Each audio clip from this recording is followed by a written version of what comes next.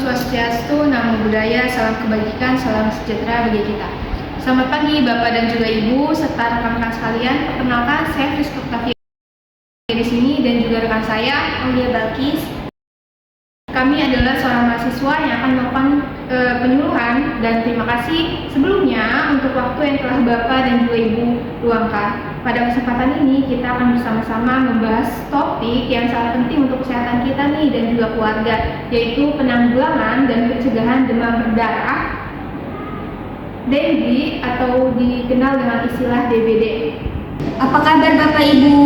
Sehat?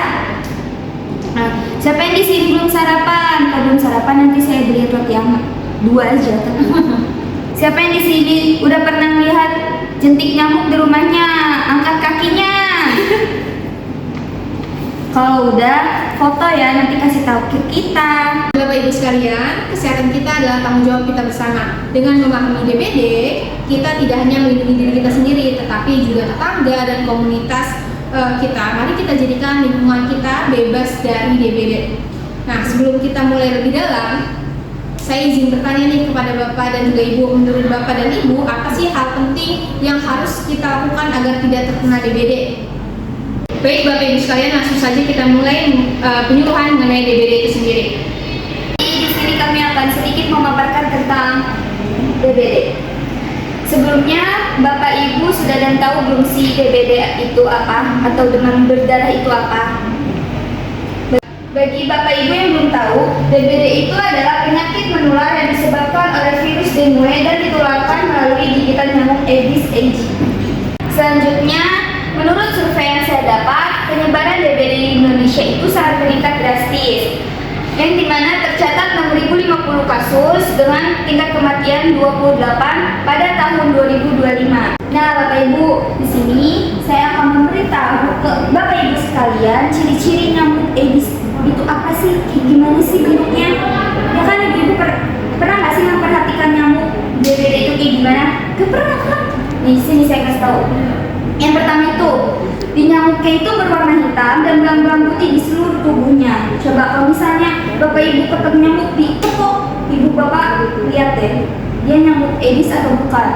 Nah, Bapak Ibu yang kedua ini ada perkembangan nyamuk yang dimana nyamuk Aedes ini tuh berkembangnya bukan di tempat kotor loh. Malah nyamuk Aedes ini berkembang biaknya di tempat yang bersih, jernih, dan tenang. Kalau misalnya dia berkembang di tempat yang kotor seperti selokan, got, berarti itu bukan nyamuk Aedes. Itu Bu Ibu. Terus yang ketiga, kapan sih nyamuk Aedes itu gigit kita? Pada pagi hari ataupun sore menjelang senja atau maghrib. Nah, Ibu hati-hati ya. Dan jangan tiduran di lantai Bu, kalau bisa nanti kena DBD. Nah, yang keempat ini, nyamuk itu terbangnya nggak tinggi loh Bu, cuma 100 meter. Dia nggak sampai ke planet, kan Bu. Nah, yang kelima, tahu nggak sih nyamuk Aedes ini dia biasanya di mana? Nah, biasanya dia diem di tempat yang lembab dan gelap. Nah, nyamuk Aedes ini suka gelap-gelap Bu. Hati-hati ya Bu. Selanjutnya di sini saya akan mengenali tentang gejala dan tanda DBD kepada tubuh kita. Nah, saya punya singkatan KLMNOPF. K itu apa sih? K itu kepala nyeri, L-nya lemah, M-nya mual muntah, terus ada NO-nya itu nyeri otot dan sendi, P-nya perdarahan spontan. Apa sih perdarahan spontan? Perdarahan spontan itu seperti mimisan, terus gusi berdarah, dan yang terakhir itu ada ruam. Gitu Ibu. Nah, di sini ada gejala DBD.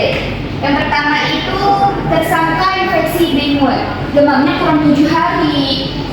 Nah, dalam 7 hari ini dia adanya ruam, terus nyeri kepala dan leukopeni kurang 4.000 unit per liter, dan manifestasi perdarahan yang dimana sebelumnya saya sudah jelaskan.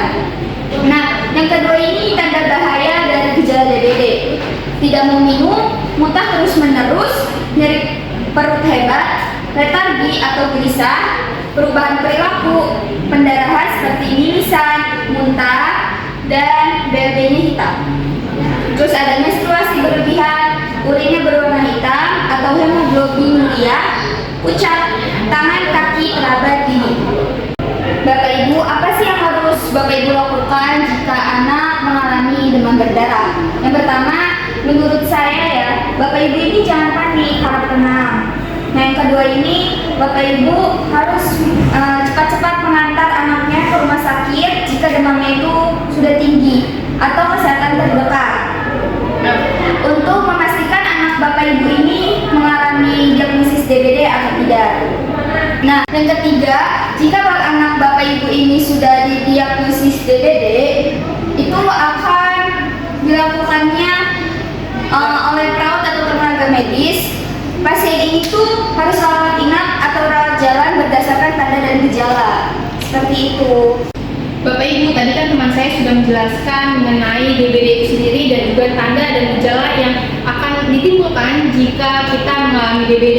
Saya ingin menjelaskan mengenai pengobatan pada DBD itu sendiri. Yang pertama, kita cukup minum air putih, susu, jus buah, dan juga elektrolit lainnya dengan frekuensi buang air kecilnya itu baik setiap 4 sampai juga 6 jam sekali. Yang kedua, kita harus mengonsumsi paracetamol apabila suhu tubuh kita mencapai lebih dari 38 derajat Celcius. Yang ketiga, kalau bisa ya Bapak dan juga Ibu harus menghindari pemberian seperti aspirin dan juga ibuprofen. Dan apabila DBD pengobatan ini tidak berjalan dengan baik, Bapak Ibu bisa kontrol kembali keesokan harinya. Apabila terjadi kegawatan pada DBD, bisa Bapak Ibu langsung menuju ke rumah sakit terdekat. Bapak Ibu sekalian, kita bisa mencegah DBD dengan cara yang pertama itu ada Fauci. Yang kedua itu dengan menyebarkan bubuk abate pada air-air yang tergenang di wadah-wadah tempat yang tidak tertutup. Yang ketiga itu kita melakukan gerakan 3M+, dan yang keempat itu kita bisa memelihara ikan pemakan jentik. Dan di sini saya akan membahas tentang gerakan 3M+ pada slide selanjutnya, yaitu Bapak.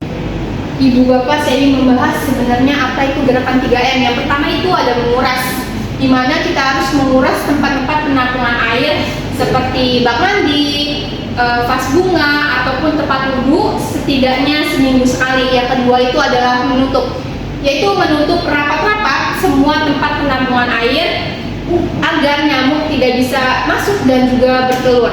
Yang ketiga itu ada mendaur ulang. Kita harus mendaur ulang barang-barang bekas yang berpotensi menampung air hujan seperti botol bekas, kaleng, ataupun ban bekas. Dan sebaiknya barang-barang bekas ini dikubur ataupun dibuang di tempat yang seharusnya. Bapak Ibu sekalian, setelah tadi materi yang kami paparkan sebelumnya, saya izin bertanya kepada Bapak Ibu, apakah Bapak Ibu sudah memahami materi yang kami sampaikan? Ya, saya dari materi tersebut, saya punya 2 pertanyaan yang Bapak dan juga Ibu sekalian bisa jawab. Yang pertanyaan pertama, coba sebutkan apa sih nyamuk yang menyebabkan penyakit demam berdarah itu sendiri? Kalau yang bisa jawab, boleh angkat tangannya. Saya tahu Kak, dari penjelasan Kakak tadi, nyamuk yang bisa menyebabkan DBD itu Aedes aegypti. Benar sekali Ibu, itu merupakan nyamuk Aedes aegypti. Untuk pertanyaan yang kedua, saya punya nih dari 3M+ yang tadi saya sudah kami paparkan. Apa sih salah satu hal yang paling mudah bisa kita lakukan di rumah mulai hari ini? Saya tahu Kak, salah satu contoh dari 3M+ itu Kak, salah satunya itu adalah menguras bak mandi 1 kali seminggu atau seminggu sekali. Nah, tepat sekali Ibu, itu kita bisa menguras wadah-wadah yang tergenang air seperti bak mandi, tempat wudhu, minimal seminggu sekali. Kita simpulkan bersama pada pertemuan kali ini dan materi hari ini, yang dimana fokus kita adalah menghilangkan sarang nyamuk. Bapak Ibu bisa mengecek wadah-wadah air yang tergenang seminggu sekali ya Ibu Bapak. Dan ingat ya, tempat bersih sekalipun bisa menjadi sarang nyamuk. Jadi Bapak Ibu sekalian, mari bersama-sama kita menjaga keluarga kita, jaga lingkungan kita, dan juga jaga hati kita. DBD itu sendiri merupakan ancaman nyata, tetapi mencegahnya jauh lebih mudah daripada mengobatinya. Mari kita terapkan 3M+, yang dimana pemberantasan sarang nyamuk sebagai gaya hidup kita bersama. Berharap dari materi yang sudah kami paparkan pada hari ini cukup bermanfaat bagi Bapak Ibu dan rekan-rekan sekalian, dan terima kasih atas partisipasi Bapak Ibu yang luar biasa. Kurang lebihnya mohon dimaafkan. Selamat pagi, salam sehat untuk kita semua. Shalom, Om Swastiastu, Namo Buddhaya, salam kebajikan, salam sejahtera untuk kita semua. Wassalamualaikum warahmatullahi wabarakatuh. Terima kasih, kami pamit undur diri.